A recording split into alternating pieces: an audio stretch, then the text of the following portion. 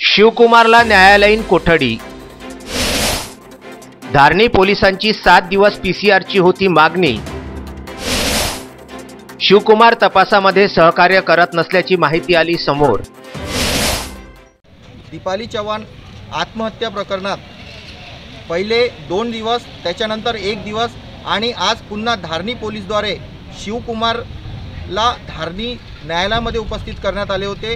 या ठिकाणी धारणी न्यायालयाकडून शिवकुमारला MCR मध्ये पाठवण्यात आले आहे।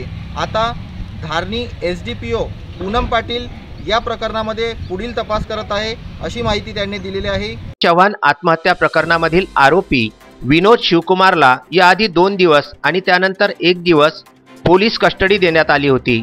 मंगळवारी पुन्हा धारणी पोलिसांकडून मोठ्या आणि कडक बंदोबस्तामध्ये धारणी न्यायालयामध्ये हजर करण्यात आलं होतं। न्यायालयामध्ये तपास अधिकारी पूनम पाटील व सरकारी वकील रझा सिद्दीक यांनी आरोपी शिवकुमारचा पुन्हा 7 दिवसांचा PCR मागितला, ज्यामध्ये दीपाली चव्हाण यांनी आपल्या सुसाईड नोटमध्ये लिहिल्याप्रमाणे आरोपी शिवकुमार एकट्यामध्ये ज्या ठिकाणी बोलवित होता त्याबाबत तपास, तसेच आरोपी व दीपाली चव्हाण या संबंधित काही प्रशासकीय कागदपत्रे जप्त करण्यात आलेली असून त्या संबंधित तपास करायचे आहे असा ग्राउंड घेत पीसीआरची मागणी करण्यात आली होती।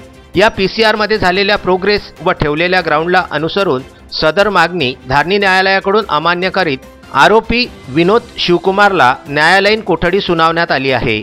तसेच सरकारी वकील रझा सिद्दीक यांनी शिवकुमार तपासामध्ये पाहिजे त्या प्रमाणात सहकार्य करत नसल्याचे सुद्धा न्यायालयात सांगितले। मुख्य तपास अधिकारी पूनम पाटील यांनी सांगितले की या प्रकरणाचा तपास योग्य दिशेने सुरू असून ठोस पुरावे गोळा करून त्या अनुषंगाने पुढील तपास सुरू आहे। तर दुसरीकडे शिवकुमारचे वकील सुशील मिश्रा यांनी तपास टीमचा ग्राउंड फेटाळून वारंवार एकाच ग्राउंडवर PCR योग्य नसल्याचे व PCR करता मिळालेला वेळ तपासाकरिता पुरेसा असल्याबाबत कोर्टास विनंती केली।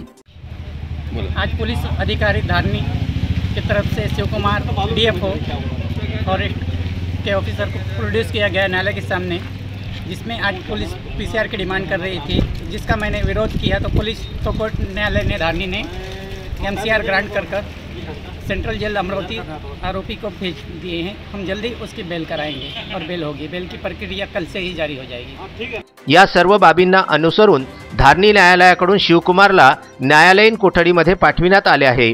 पुढील तपास पूनम पाटील, मुख्य तपास अधिकारी पोलीस निरीक्षक विलास कुलकर्णी, सहाय्यक पोलीस निरीक्षक प्रशांत गीतेसह धारणी पोलीस करीत आहेत।